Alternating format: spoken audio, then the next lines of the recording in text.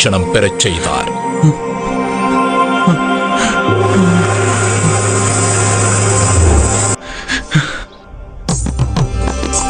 அழகிய மோகினியின் வரவே ஒரு புதிய அவதாரத்தின் நோக்கம்தான் என்பதை உணர்ந்திருந்த சிவபெருமான் மோகினியை நேரில் கண்டார்.